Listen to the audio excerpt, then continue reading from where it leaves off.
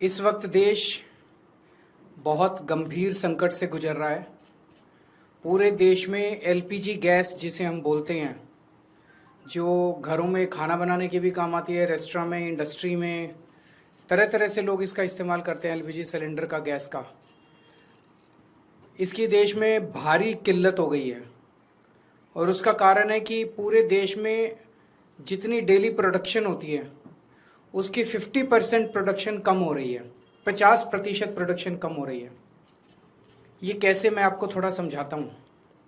हमारे देश में जितनी एलपीजी की खपत है उसका 60% इंपोर्ट होता है और उस 60% इंपोर्ट का 90% स्ट्रेट ऑफ हर्मुज से आता है। और स्ट्रेट ऑफ हर्मुज अब इंडिया में जितना आता था इंडिया के लिए बंद हो गया, तो 90% इंपोर्ट्स कम हो गए हैं। तो लगभग 50-55% प्रोडक्शन हमारे देश की एलपीजी की कम हो गई है।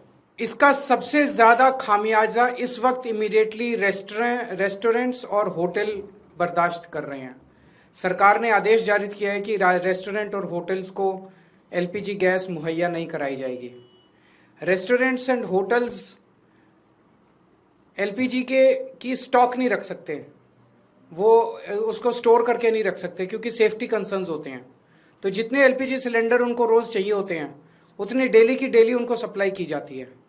तो अब एकदम से अगर एलपीजी बंद हो गई तो उनके पास तो 2 दिन का भी स्टॉक नहीं है, 1 दिन का भी स्टॉक नहीं है। इसकी वजह से अब मुंबई में 20% होटल और रेस्टोरेंट बंद हो चुके हैं और लगभग अगले 2 दिन के अंदर 50% रेस्टोरेंट और होटल बंद होने जा रहे हैं। तमिलनाडु में लगभग 10,000 होटल और रेस्टोरेंट्स बंद होने की कगार पे हैं।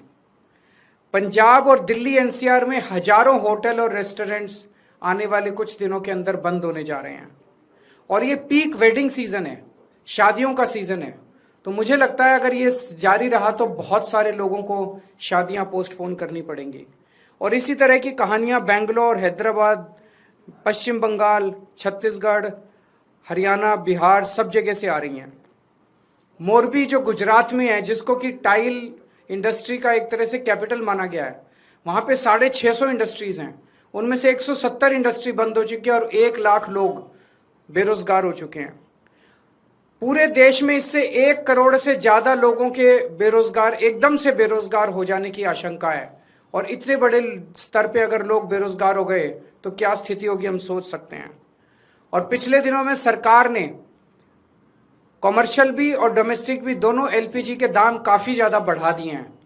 जो सरकार ने बढ़ाए वो तो अलग है, लेकिन अब मार्केट में जम के ब्लैक हो रही है एलपीजी की चारों तरफ।